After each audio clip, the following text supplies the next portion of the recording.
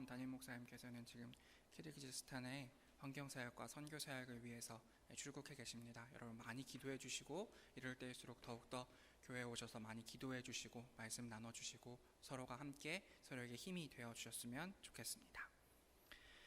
오늘 하나님께서 우리에게 주시는 말씀은 누가복음 17장 5절에서부터 6절까지의 말씀입니다. 누가복음 17장 5절에서 6절까지의 말씀을 가지고 바다에 심기어라 라는 제목으로 하나님의 말씀 나누도록 하겠습니다. 우리 누가복음 17장 5절에서 6절까지 말씀을 여러분과 제가 한 목소리로 받들어 읽도록 하겠습니다. 사도들이 주께 여짜오되 우리에게 믿음을 더하소서 하니 주께서 이르시되 너희에게 겨자씨 한 알만한 믿음이 있었더라면 이 뽕나무더러 뿌리가 뽑혀 바다에 심기어라 하였을 것이요 그것이 너희에게 순종하였으리라. 아멘.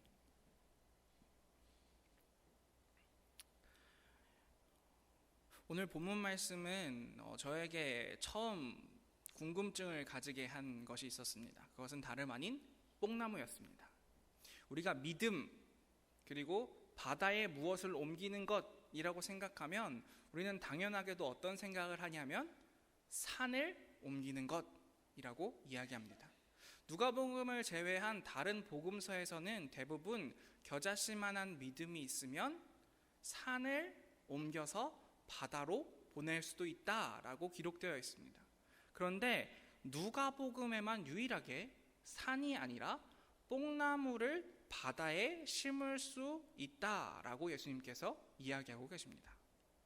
저는 이게 굉장히 마음에 걸렸습니다. 왜 다른 데는 산을 옮겨서 바다로 옮길 수 있다라고 이야기했는데 여기서는 뽕나무일까?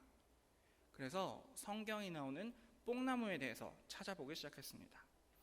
성경에는 두 가지 종류의 뽕나무가 등장합니다. 첫 번째는 돌무화과 나무라는 나무인데 이 돌무화과 나무를 중국의 번역을 그대로 따오다 보니까 똑같이 뽕나무라고 가지고 오게 되었습니다. 그래서 우리가 흔히 삭개오가 뽕나무 위에 올라갔다라는 이야기를 할 때에 그 뽕나무는 사실은 우리나라에서 볼 수 있는 뽕나무랑은 다른 돌무화과 나무라는 나무입니다.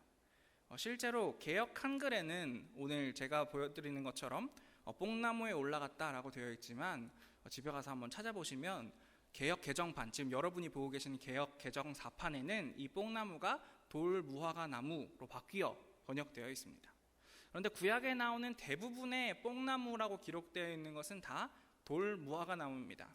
구약에도 여러 가지가 나오고 있는데 열왕기상 10장 27절에 보면 왕이 예루살렘에서 은을 돌같이 흔하게 하였고 백향목을 평지에 뽕나무같이 많게 하였다라고 기록되어 있습니다.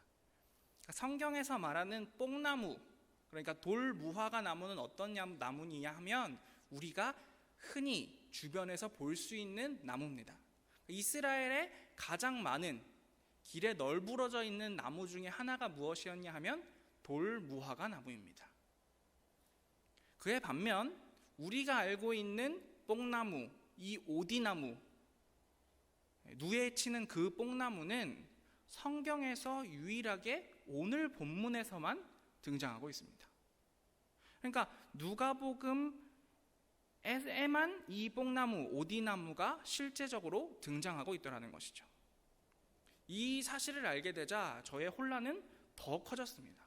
대체 왜 이 뽕나무는 누가복음에만 등장하는가? 처음에는 제가 이렇게 생각했습니다. 뽕나무에 대해서 다른 성경 구절에서 어떻게 이야기하고 있는지를 찾아보면 이것과 이것이 연결되어서 좋은 연결고리가 나올 수 있지 않을까? 라고 생각했는데 그렇지 않더라는 것입니다.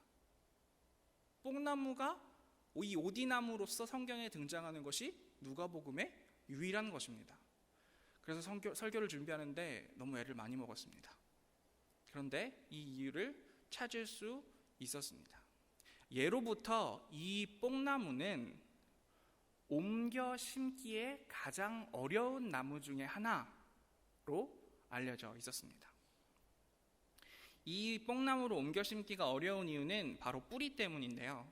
뿌리가 남으면 다른 작물을 재배할 때 순이 올라와서 농사를 망치고 굵은 가지가 남아있으면 농기계를 손상시키기도 한다고 합니다. 그러니까 뿌리가 아주 굵고 깊게 아래까지 내려져 있어서 이 나무를 옮겨 심는 것이 굉장히 어려운 것으로 알려져 있는 나무였다는 것입니다. 그래서 현대시대에도 지금에도 이 뽕나무를 옮겨 심으려면 혹은 이 뽕나무를 약재로 사용하기 위해서 뽑아내려고 한다면 중장비 사용이 필수이며 시간도 많이 소요된다라고 합니다.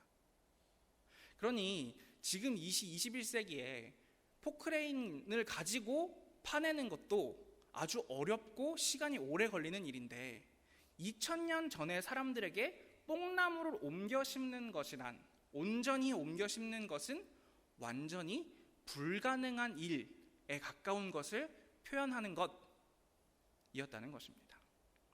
그렇다면 왜 예수님께서 이런 이야기를 하고 계실까요? 저는 오늘 읽은 5절, 6절 말씀 앞쪽에 누가복음 17장 1절부터 4절까지의 말씀을 볼 필요가 있습니다. 우리 1절부터 4절까지의 말씀을 1절은 제가, 2절은 여러분이 번갈아 가면서 읽도록 하겠습니다. 예수께서 제자들에게 이르시되 실족하게 하는 것이 없을 수는 없으나 그렇게 하게 하는 자에게는 화로다.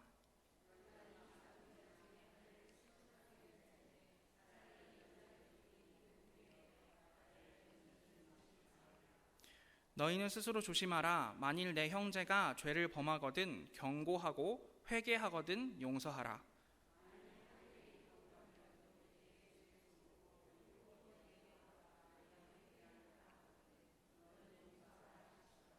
아멘. 누가복음 17장 1절부터 4절까지의 말씀은 예수님께서 제자들에게 가르침을 주고 계시는 이야기입니다. 그런데 1절에서 2절까지의 말씀에 보면 예수님께서 이렇게 가르치고 계십니다. 다른 사람을 실족하게 하지 말아라. 다른 사람의 마음을 어렵게 하지 말아라.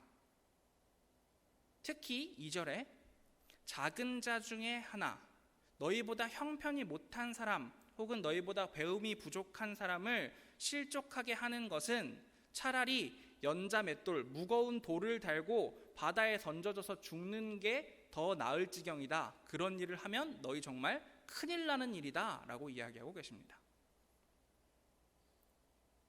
3절부터 4절까지는 또 이런 이야기를 하고 있습니다. 너희가 다른 사람들을 용서해 주어라. 용서해 주는데 하루에 7번이라도 죄를 짓고 7번 돌아와 내가 회개하노라 하거든 너는 용서하라 라고 이야기하고 계십니다. 여러분, 어떤 사람이 똑같은 잘못을 7번 여러분에게 한다라고 해보십시오. 그것도 하루에 말입니다. 장난도 7번 치면 화가 나게 되어 있습니다.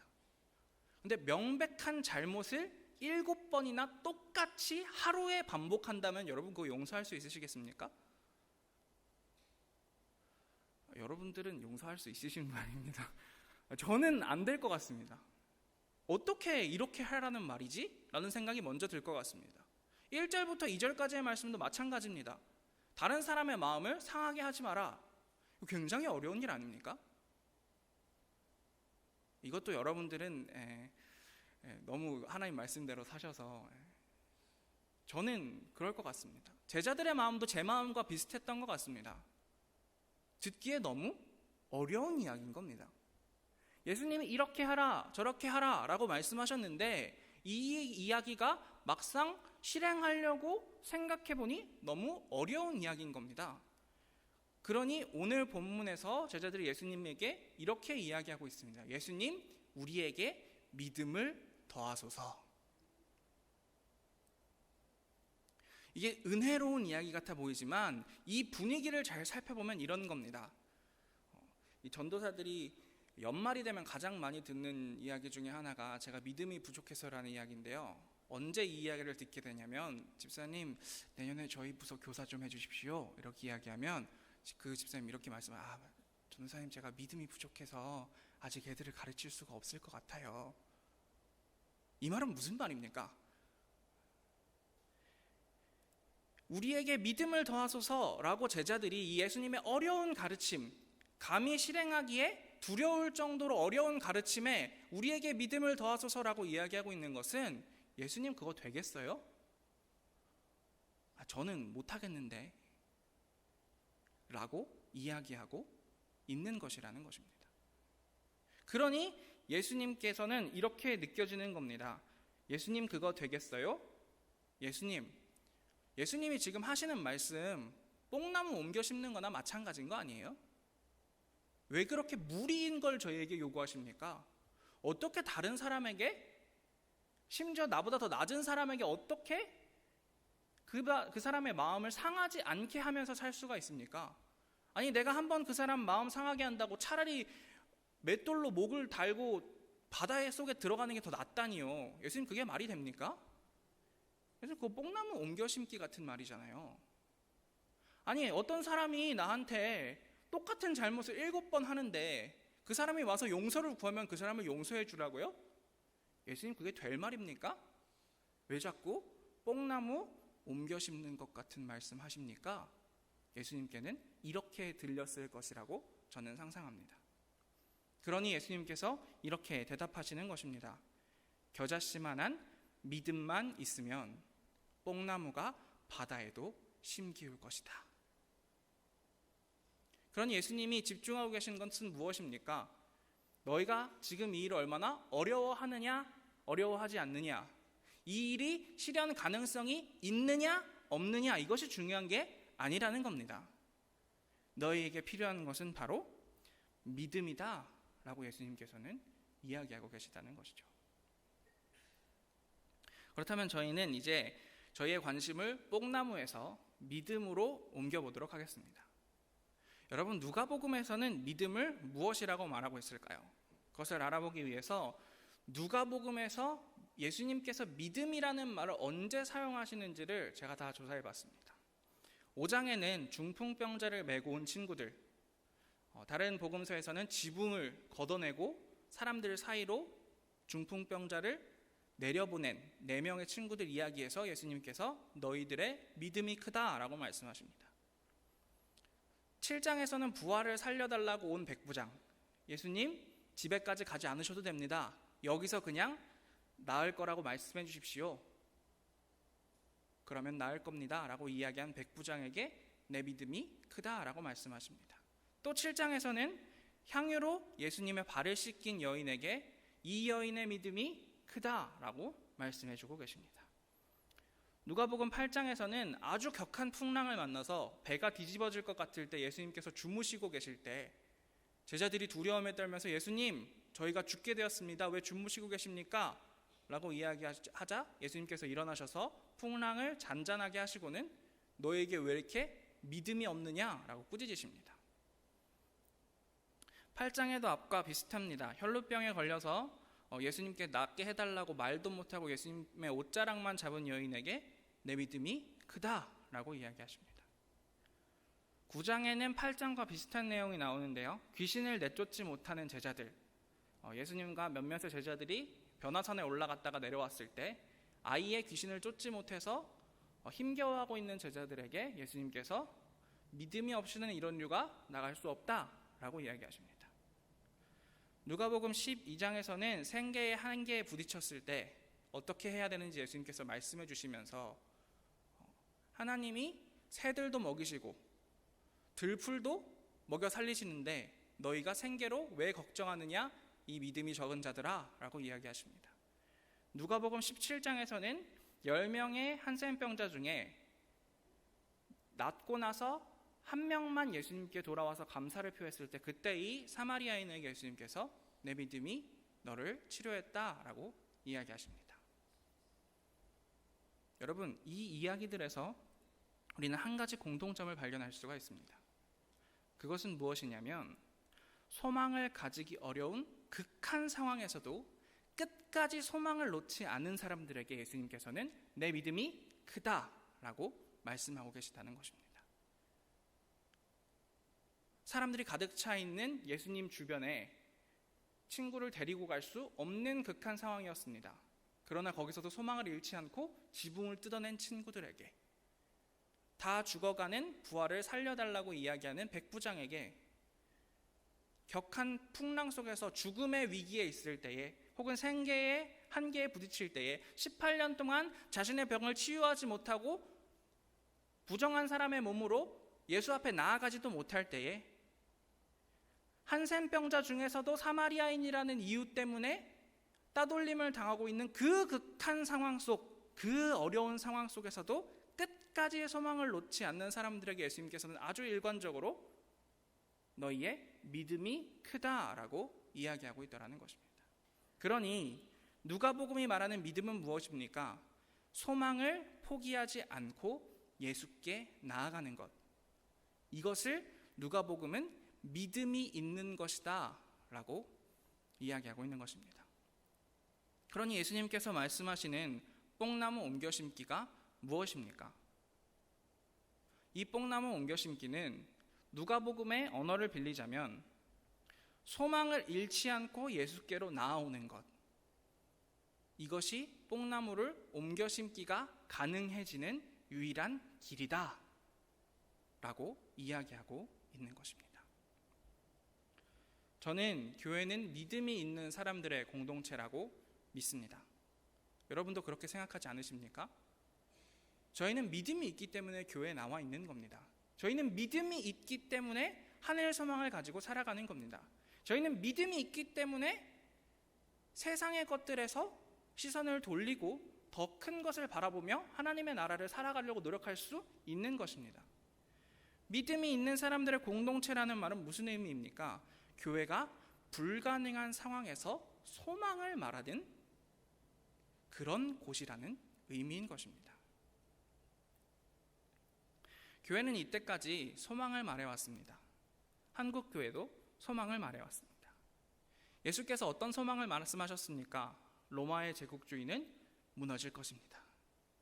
모든 길은 로마로 통한다. 온 유럽을 로마가 다스리고 있었을 때에 예수의 가르침은 분명했습니다. 로마의 제국주의는 무너질 것이다. 사람들은 다 비웃었습니다. 그리고 그 일은 일어날 것 같지 않았습니다. 사람들은 잡혀가서 죽었고 사자에게 잡아먹혔습니다. 그러나 어떻게 되었습니까? 로마는 기독교를 국교로 삼았고 로마는 무너졌지만 기독교의 정신은 지금까지 이어져 내려오고 있지 않습니까? 중세를 지나면서 교회가 외친 것은 무엇입니까?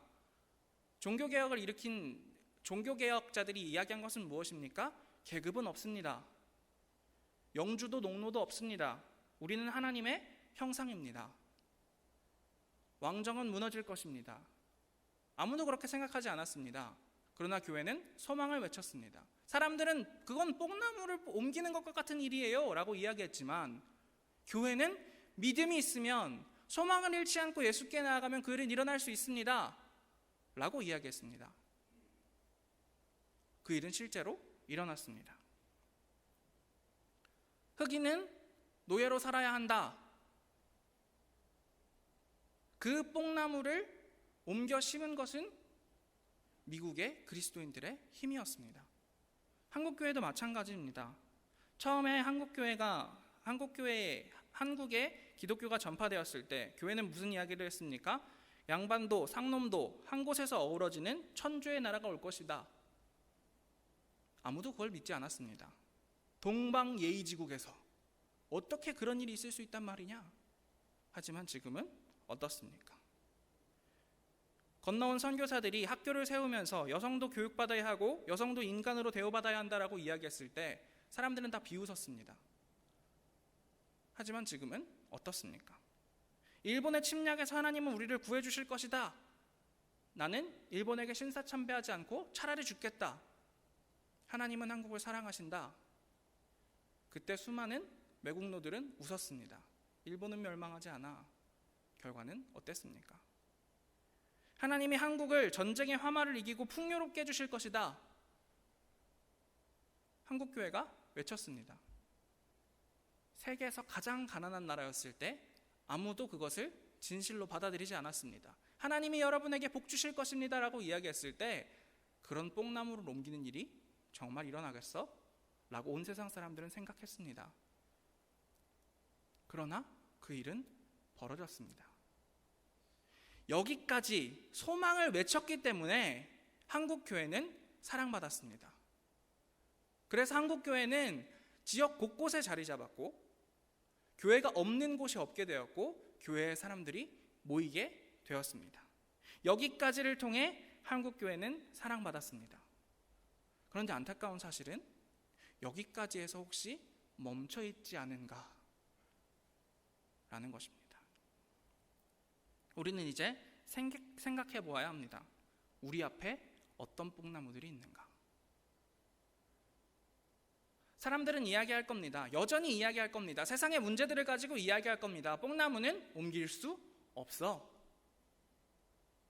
그러나 그 현실 속에서, 정말 뽕나무는 옮길 수 없는 나무인 것만 같은 그 현실 속에서, 아니, 믿음이 있으면, 소망을 포기하지 않고 예수 그리스도께로 나아가면 뽕나무를 옮겨서 바다에도 심을 수 있어 라고 이야기할 수 있는 게 교회여야 한다면, 오늘 21세기에 지금 우리들의 주변에 어떤 뽕나무들이 있는가 고민해 볼 수 있어야 하지 않겠습니까? 조금 멀리에 있는 뽕나무들을 바라볼까요? 경제개발이라는 욕심 때문에 모두의 무관심 속에 있는 불타고 있는 아마존의 생명들. 온 세상이 어떻게 못하는데 그거 뭐 별 수 있겠어? 경제발전이 중요하지. 오늘도 세상의 온갖 풍성함과는 거리가 멀게 착취당하고 가난 속에서 죽어가는 수많은 타 대륙의 아이들, 가난은 나라님도 어쩌지 못한다는데, 조금 가깝지만 먼 뽕나무들을 볼까요? 인간의 욕심 때문에 사육당하다가 병에 걸릴지 모른다는 이유로 땅에 묻히고 있는 돼지들, 어떻게 하겠어? 우리도 고기 먹고 살아야 하는데. 우리의 이웃이고 심지어 말도 통하지만 아무도 모르게 굶어 죽어간 북녘에서 넘어온 모자, 생계의 불공정을 마주하고는 외부와 단절되어 투쟁하고 있는 톨게이트 노동자들, 모두는 이야기합니다. 옮길 수 없어. 그건 옮길 수 없는 뽕나무야. 그러나 예수께서는 오늘 우리에게 이야기하고 계시는 것입니다. 너희가, 교회가 소망을 잃지 않고 예수께로 나아온다면, 그 믿음이 있다면 뽕나무를 옮기는 정도가 아니라 뽕나무더러 바다에 심기어라 라고 하면 뽕나무가 마치 기다렸다는 듯이 예! 하고 바다에 가서 심기우는 일도 일어날 것이다. 그러니 소망을 놓지 말고 나에게 나아오라. 이것이 오늘의 말씀을 통해서 한국 교회에게, 아름다운 교회에게 하나님이 하고 계시는 말씀이지 않겠습니까? 목사님께서 키르기스탄에 가셔서 지금 새벽 기도에서 함께 에베소서 말씀 나누고 있습니다. 조인기 목사님께서도 또 에베소서 너무 잘 강해주고 계신데 여러분들 많이 나오시면 좋겠습니다. 근데 제가 월요일날 에베소서 1장을 강의하면서 23절에서 이런 말씀을 보았습니다. 교회는 그의 몸이니 만물 안에서 만물을 충만하게 하시는 이에 충만합니다. 이것을 제가 이렇게 의역했습니다. 우리는 주님의 몸입니다. 주님이 세상을 충만하게 하시는 것처럼 우리도 세상 안에서 세상을 충만하게 만들어야 합니다. 여러분, 세상이 충만해질 수 있겠습니까? 모든 사람이 다 잘 사는 세상 올 수 있겠습니까? 어느 한 사람도 탈락하지 않는 사회에 올 수 있겠습니까? 가난이 해결될 수 있겠습니까? 불평등이 해결될 수 있겠습니까? 우리는 이것들이 다 없는 것을 하나님의 나라라고 이야기하고 그것을 천국이라고 생각하고 그곳에 가고 싶어 합니다. 그런데 그것은 올 수 없는 것처럼 생각하는 것이 우리들 아닙니까? 그래서 우리는 오늘 예수님께 이렇게 말하고 있지 않습니까? 주님, 우리에게 믿음을 더해 주소서. 그거 너무 어려운 일 아닙니까, 주님? 할 수 없는 일 아닙니까, 주님? 그거 진짜 되는 겁니까? 그거 뽕나무 옮기는 것과 같은 일 아닙니까? 예수님께서 오늘 우리에게 도전하십니다. 소망하기를, 진정으로 바라기를 포기하지 말고 예수께로 나아오라고 말입니다. 여러분, 먼저 오늘 우리 자신을 돌아보았으면 좋겠습니다. 여러분 정말 뽕나무가 옮겨지기를 진정으로 바라고 계십니까? 하나님의 나라가 이 땅에 오기를 여러분 소망하고 계십니까? 지금 우리가 누리고 있는 것보다 더 크고 놀라운 세상이 있다는 것을 믿으며 이것보다는 그 세상을 향해 나아가기로 여러분 다짐하십니까? 그 진정한 바람이 여러분들 가운데 있었으면 좋겠습니다. 그런데 그 바람을 가지고 살아갈 때 현실을 쳐다보면 너무 암담합니다. 때로는 우울하기까지 합니다. 나 하나 이렇게 산다고 정말 세상이 달라질까?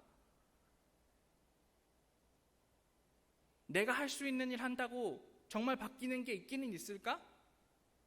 저 공고하게 쌓여있는 벽이 정말 무너지기는 할까? 이 세상의 불의가 해결되는 날이 정말 있기는 있을까? 정말 하나님 나라가 오기는 할까? 그때 예수님께서 우리에게 하시는 말씀을 들으시기 바랍니다. 믿음을 가지라고. 소망을 포기하지 말라고. 때때로는 절망에 이르겠지만, 할 수 없는 일 같이 느껴지겠지만, 그래도 포기하지 말고 예수께 나아오라고. 이 예수님의 이야기를 듣는다면. 그래서 우리 아름다운 교회가 세상을 향해서, 여러분 기후가 망가지고 있지만 우리가 환경운동하면 이 작은 운동을 통해서 예수께서 역사하실 것입니다 라고 외칠 수 있어야 하지 않겠습니까? 세상의 사각지대에 있는 사람들, 우리가 가진 돈 별로 없지만, 우리도 살기 어렵지만, 우리가 이들과 나누기 시작할 때 하나님께서 역사를 일으키실 것입니다 라고 이야기할 수 있어야 하지 않겠습니까? 저 이슬람의 세력들, 이슬람의 그 잘못된 관습 때문에 압제 아래에서 힘들어하고 있는 사람들, 도저히 개종될 것 같지 않은 사람들, 하지만 그들에게 나아갈 때에 하나님께서 해주실 것입니다 외쳐야 하지 않겠습니까? 그것이 아름다운 교회가 가진 4대 사역이고, 우리가 그것들을 향해서 한 발짝씩 한 발짝씩 포기하지 않고 믿음을 가지고 나아갈 때 뽕나무로 옮기는 것뿐만이 아니라 뽕나무가 바다에가 심기는 하나님의 나라가 이루어지는 그 놀라운 역사가 일어날 줄로 믿습니다. 그 역사를 향해서 함께 걸어가시는 여러분들 다 되시기를 간절히 기도하겠습니다. 함께 기도하겠습니다. 하나님 감사합니다. 오늘 저희에게 말씀하여 주시니 참 고맙습니다. 하나님, 우리가 먼저 하나님 나라를 진정으로 바라고 있는지 생각해 봅니다. 하나님, 우리가 하나님 믿음을 더하여 주십시오 라는 말로 우리의 부족함을 하나님께 전가하지 않을 수 있도록 축복하여 주시옵소서. 우리가 믿음 가지게 하여 주시옵소서. 우리가 소망을 포기하지 않고 끝까지 세상에 외치는 사람들 될 수 있도록 축복하여 주시옵소서. 그래서 예수께로 나아갈 때에 이 역사가 일어나는 것을 우리의 두 눈으로 바라보며 하나님 감사합니다 영광 돌리는 아름다운 교회 모든 식구들 다 되어줄 수 있도록 축복하여 주시옵소서. 이 모든 말씀 예수님 이름으로 간절히 기도합니다. 아멘. 우리 주여 믿습니다 3번 하시고 말씀을 생각하시며 기도의 자리로 나아가시겠습니다. 주여 믿습니다. 주여 믿습니다. 주여 믿습니다.